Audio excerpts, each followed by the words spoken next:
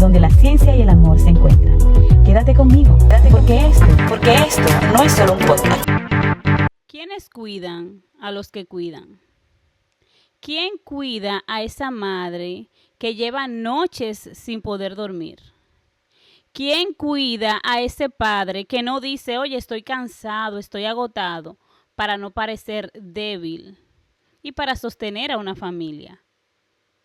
¿Quién cuida a ese familiar que día tras día lucha con la misma situación de un hijo dentro del espectro o una familia que está luchando con un niño dentro de la neurodivergencia?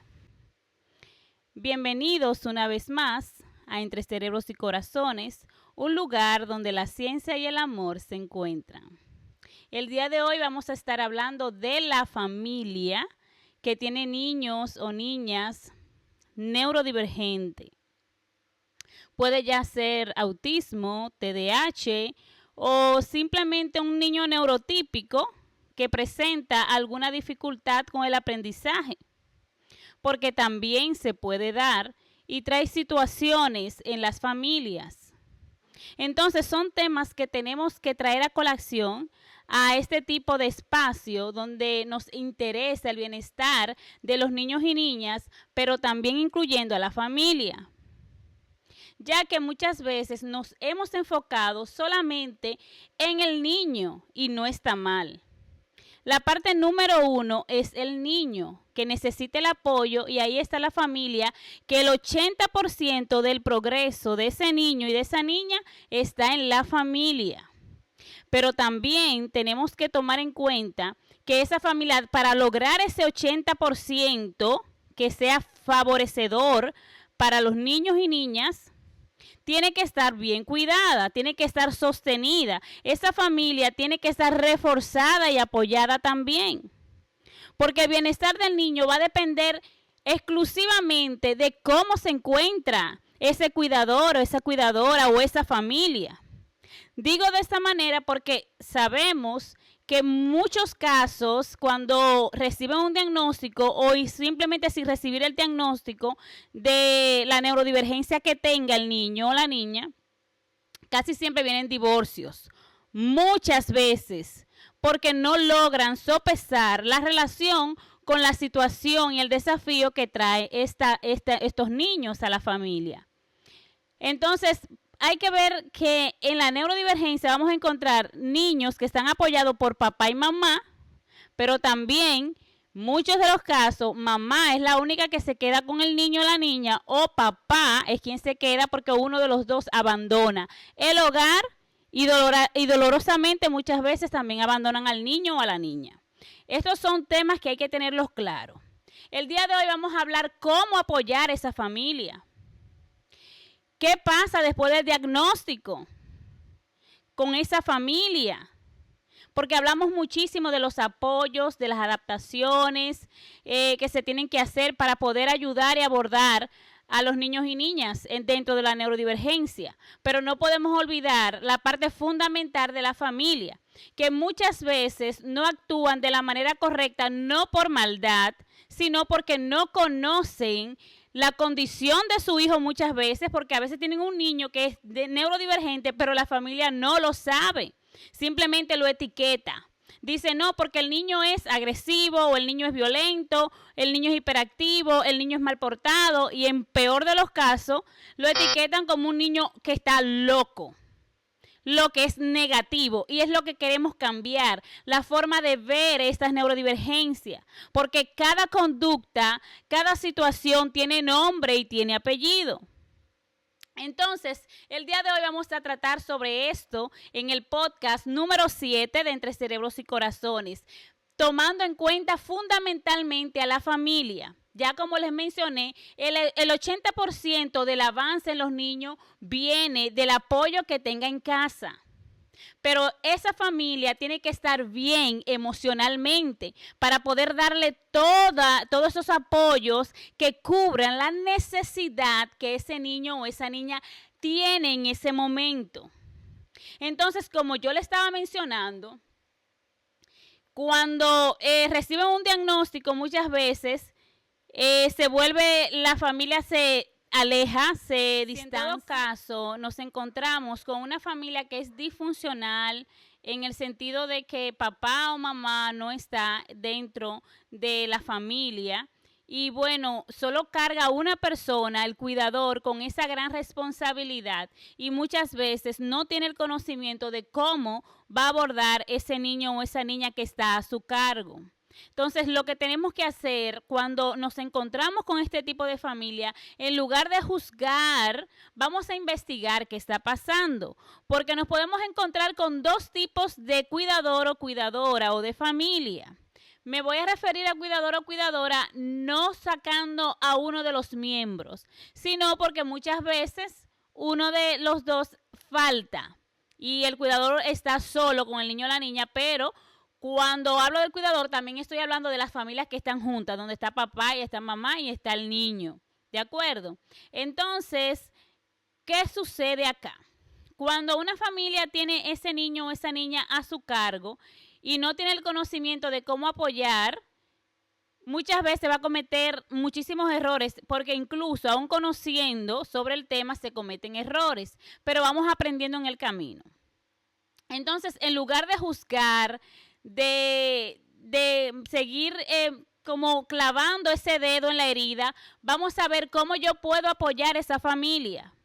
Porque una familia, a veces, muchas de las veces, esas mamás o esos papás no duermen, no descansan, están agobiados, al otro día están súper estresados y todo eso, el niño que está dentro de la neurodivergencia lo absorbe, lo siente y no le ayuda con sus avances. Sabemos también que para ayudar y apoyar a estos niños necesitan terapias que son costosas, porque no vamos a tapar el sol con un dedo. Las terapias son costosas y muchas veces lo recomendable es que sea mínimo 2 o 3 veces a la semana. Y eso conlleva gasto de dinero, efectivo y también tiempo. Entonces, ¿qué va a suceder aquí? Estamos comprometidos con que aprendamos sobre este tema para apoyar de manera efectiva a esas familias, dándole a conocer cuál es la situación que tiene el niño y cómo puede apoyarlo desde la casa. Porque el niño puede estar en la escuela solamente unas horas a cargo de un maestro, de las personas responsables en el centro educativo, pero la mayor parte del tiempo la pasa en casa, y aunque en la escuela se hagan las adaptaciones y se aborde el niño de manera eficiente, si no se sigue y no se continúa esa secuencia en la casa, el avance no será el mismo. Tener un niño neurodivergente, específicamente autista o TDAH, es un desafío que trae cargas emocionales a ese cuidador o a esa cuidadora, que muchas veces no va a actuar de la manera más prudente, no porque quiera. Muchas de las veces porque tiene una carga emocional, no está descansando, no está durmiendo, no está comiendo bien, está estresado, y sabemos que la salud mental se ve afectada con ello. Entonces, en lugar de seguir cargando a esas personas con ofensas, con etiquetas negativas, vamos a apoyarle, a decirle, dime qué te pasa, de alguna manera brindar un apoyo, no más carga a su camino y a su situación.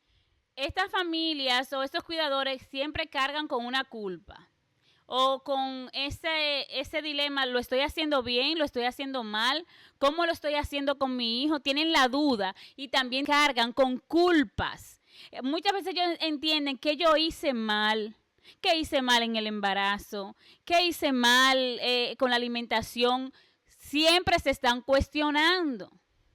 Entonces, el cuidador, la cuidadora, la familia lleva consigo una carga emocional con bastante peso. Y muchas veces no tienen el descanso, no tienen un relevo familiar, alguien que les ayude, porque otros tienen esa dicha de alguien que le presta ese apoyo para ayudarles cada cierto tiempo con el cuidado del niño o la niña, y esa persona puede salir porque es normal y está bien a salir a tener momentos de ocio, a descansar la mente, a descansar el cuerpo, a descansar el alma.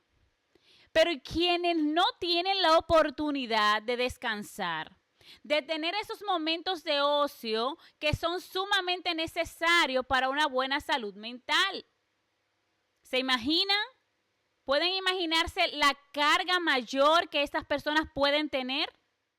Aparte de que ellos viven siempre con una culpa cuando se agotan, saben que necesitan darle más apoyo a su niño o a su niña, pero llega un momento en que se agota, se cansa, porque el cuerpo no es una máquina. Se agota. Entonces, cuando sucede esa parte natural del organismo, estas personas se culpan, lo que con ellos traen más traumas para ellos y asimismo al niño, porque es que todo lo que vivimos en casa, cada uno de nosotros, lo vamos a transmitir a los que están cerca de nosotros. Otra parte que sufren bastante el cuidador o la cuidadora es aislamiento social, porque muchos de estos niños, pensemos en estos niños que cuando sales con ellos no se están quietos, salen corriendo y hay que estar pendientes del niño, no se puede soltar porque es que hay que enseñarles a adquirir sus habilidades y eso lleva tiempo. Entonces, en lo que ese niño adquiere esas habilidades, ese cuidador o esa cuidadora tiende a aislarse ya por la carga emocional que viene trayendo, por las noches sin dormir, por las culpas que ellos mismos se generan porque se sienten culpables y no hay una persona que le diga, óyeme, no es tu culpa. No les da un espaldarazo, sigue, vamos, yo te apoyo, lo estás haciendo bien. No, encuentran personas que lo señalan, que le dicen, no, porque que tú no estás enseñando nada a ese niño. Porque muchas veces, como no se tiene un diagnóstico, algunas de las veces lo que ven como que lo están malcriando. Y déjame decirte que muchas de las conductas, todas las conductas son del cerebro, de esas etapas madurativas por las que tiene que pasar el cerebro. Por eso yo no voy a educar al niño. Claro, le voy a enseñar, voy a aprovechar ese momento para educarle, para enseñarle. Pero hay situaciones cuando el niño se está portando de esa manera, muchas de las veces no es que lo está viendo en casa. Es que probablemente su cerebro está en desarrollo y no tiene a una persona allí que esté sano emocionalmente para poderle guiar, para poderle enseñar estas habilidades. Señores, eso va para el niño neurotípico también, no solamente para el neurodiverso. Porque muchas veces dicen, no, porque ese muchachito es molestoso, ese niño no tiene educación. Pero vamos a ver qué está pasando con esa familia, qué hay detrás de la realidad de esa familia. Muchas veces cargas económicas, como les mencionaba, faltas de descanso. En cuanto cuando es niños neurodivergentes, que es un desafío grande y mucho mayor de lo que ya trae criar niños neurotípicos. Criar niños neurotípicos muchas veces a las madres en el proceso de lactancia, en el proceso de crianza, en las malas noches, mientras tú crías a ese niño, tú no tienes descanso emocional y mental y terminas aislándote también. Entonces, sumémosle a esa parte natural de la crianza, criar un niño neurodivergente en casa, sin los apoyos y con la culpa que tú sientes que lo estás haciendo mal, y que te aíslas, que eso va a repercutir negativamente en tu salud emocional, en tu vida, en tu integridad como ser humano. Entonces tenemos que aprender para no estar juzgando tanto, sino más bien observar y ver cómo yo puedo ayudar a esa persona.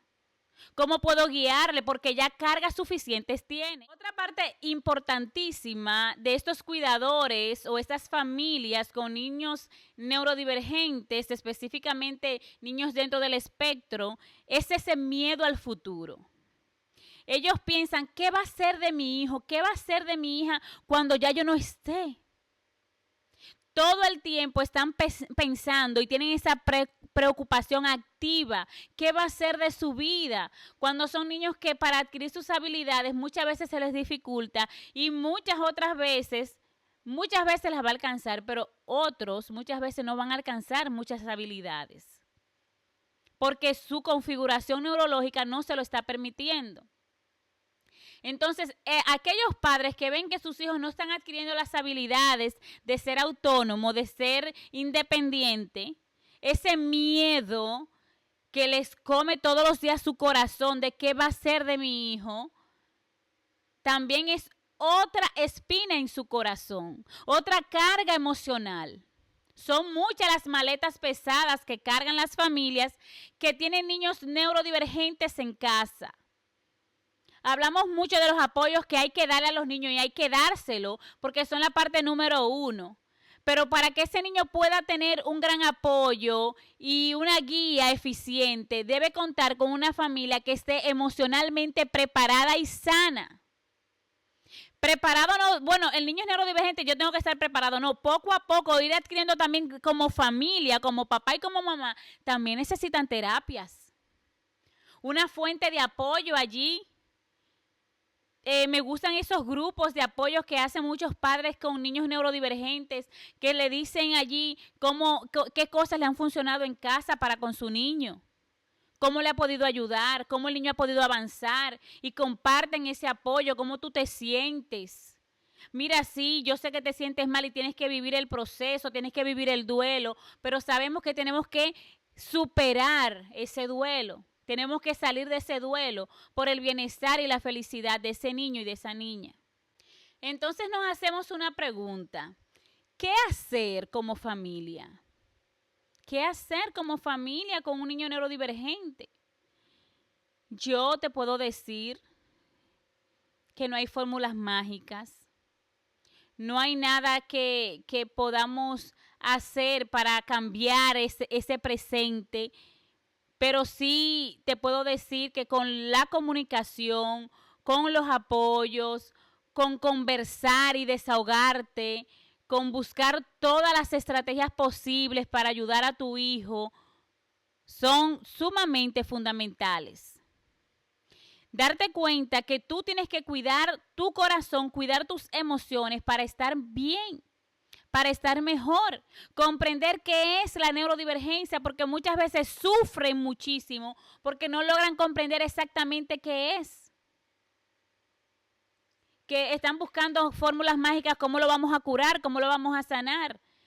Podemos curar las comorbilidades de la neurodivergencia, pero la neurodivergencia en sí, digamos el autismo en sí, este cerebro autista no se va a curar porque no es una enfermedad. Pero las comorbilidades que puede traer, sí. Muchas veces esas desregularizaciones en la conducta, esa agresividad, esas estereotipias, esos movimientos repetitivos, se pueden mejorar con un cambio de alimentación, por ejemplo. Debes adquirir todos los conocimientos posibles en cuanto a la alimentación en estos niños. Señores, esto es serio, la alimentación es algo serio. Y no solamente me voy a enfocar en los niños neurodivergentes cuando hablo de alimentación, también me voy a enfocar en los niños neurotípicos. Señores, cuando el niño tiene una alimentación que no es factible, que no es la mejor, estamos provocando neuroinflamación. Estamos provocando que ese cerebro se inflame y tanto el niño neurodivergente, en el niño neurodivergente les causa, en el autismo, en ejemplo, les causa todas esas desregularizaciones, esa violencia, esa inquietud, y no adquiere las habilidades fácilmente porque si se está alimentando mal, su cerebro se está inflamando y lógicamente no va a poder adquirir nuevas habilidades. En el niño neurotípico igual. Pero que el niño está muy agresivo, que el niño no está aprendiendo nada.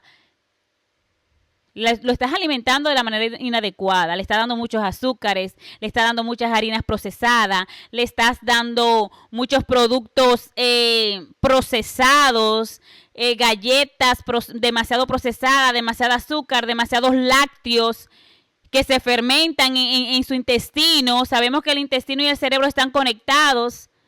Todo lo que entra por la boca se va a reflejar en su cabeza. Cerebro e intestino están conectados. Un ejemplo para que puedan entenderlo.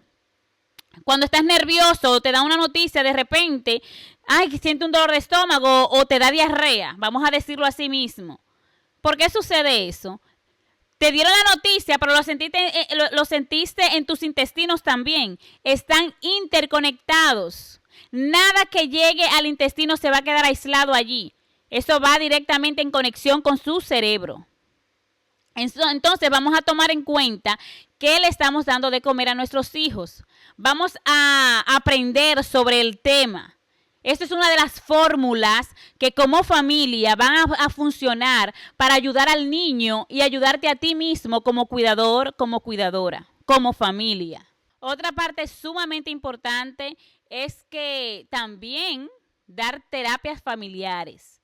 Darle las terapias al niño o a la niña que lo está necesitando. Otra parte fundamental que no puedo dejar de mencionar en el podcast es lo que son cuando tienen otros niños en casa. Aparte del niño neurodivergente, los niños que tenemos en casa también deben dárseles apoyo, hablarles de lo que está sucediendo en casa, porque muchas veces se ocupan o mucho del neurodivergente o se ocupan más del niño que no es neurodivergente. Entonces, hacer como una balanza. El niño neurodivergente necesita muchos apoyos, pero nunca podemos descuidar a los otros niños que tenemos en casa. En el caso de esas familias que sí permanecen juntos, tanto papá como mamá, tomarse tiempo en pareja, pasar tiempos como pareja. Muchas veces se destruye ese lazo familiar porque solamente se enfocan en el niño y eso no está mal, pero tampoco podemos olvidarnos de esa vida en pareja, fortalecer esos lazos para que se puedan apoyar mutuamente en el proceso de la crianza de este niño neurodivergente y de los demás niños que tengan en casa. Les voy a dar algunas recomendaciones finales en cuanto a la familia de estos niños neurodivergentes. Si tienes un niño, ya sea TDAH, autista, que tú sepas qué hacer, que te pongas en acción, que no te derribes, porque ese niño te necesita bien. Sus avances van a depender muchísimo de cómo ustedes estén como familia o como tú estés como cuidador. Pequeñas transforman muchísimo. Una de ellas puede ser hacer una lista de pequeños logros semanales que van haciendo para que se puedan reforzar, ver qué funcionó en casa, ver qué hice bien, qué hice mal, qué puedo mejorar, tomar esos apuntes para ir mejorando y también tomar en cuenta cómo he estado durmiendo, cómo he estado descansando, decirle a alguien, mira, necesito tu apoyo porque necesito descansar mejor, porque tienes que descansar. Tu cerebro debe descansar para no quemarte. Hablo de manera neurológica, el burnout, evitar el burnout en tu vida. Es importante y fundamental el descanso. Como mencionaba hace un momento, que me gustan mucho los grupos, búscate un grupo de apoyo. Búsquense grupos por WhatsApp o grupos donde puedan reunirse físicamente y puedan compartir sus experiencias, compartir las cosas que les han funcionado, cosas que hicieron, que cometieron errores, cómo pudieron mejorarlo. Buscar esos grupos de apoyo son fundamentales. Tienes que buscar ayuda, tienes que buscar apoyo, no está mal en hacer. Otra parte importante, tienes que saber que eres un ser humano, que está bien no sentirte bien todos los días. Está bien no sentirte bien todos los días. Es permitido decir estoy cansado, estoy agotada, porque eres un ser humano.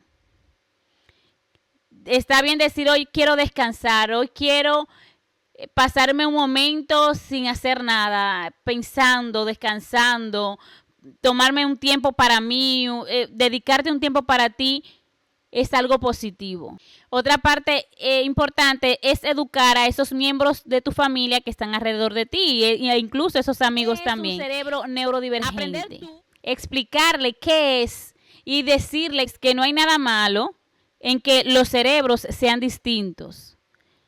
El ser distinto no nos hace mal, ni equivocados, ni erróneos. Es totalmente normal. Los cerebros todos son diferentes, todos funcionan de manera distinta. También hago un llamado a aquellos que son docentes, a aquellos que tienen algún trabajo, que tienen contacto con esas personas. No olvidarse jamás de las familias. Saber que necesitan esa guía, ese apoyo, ese consejo En lugar de decirle, mira, ven que tu hijo está molestando, que tu hijo no coopera, que tu hijo no se adapta. Busquemos todas las herramientas posibles para que el niño lo haga y ayudar a esos padres a que lo hagan en casa. Muchas veces no tienen el conocimiento, pues yo lo educo. Le digo cómo debe hacerlo. Lo invito a conocer más por su parte, pero que debe educarse para poder ayudar de manera eficiente a estos niños. Todos sabemos que acompañar a una persona neurodivergente no es un camino fácil ni un camino lineal. Es un camino que tiene altas y tiene bajadas, pero está bien, porque es así. Un día estamos súper bien, pero mañana puede que dé un pequeño bajón o un súper bajón y mañana nos alineamos y luego subimos y ese es el camino. Así es como aprendemos, nos fortalecemos y nos apoyamos. Pero tomando en cuenta que si como familia se apoyan y buscan todo el conocimiento posible, nos vamos a dar cuenta que los miedos están allí, pero se superan. Una familia que se sostiene emocionalmente es una familia que va a vencer los miedos. Una familia con menos miedo y más propósito. Y bueno, muchísimas gracias por estar aquí, muchísimas gracias por querer aprender. Muchísimas gracias por apoyar todo este tema, porque juntos somos más.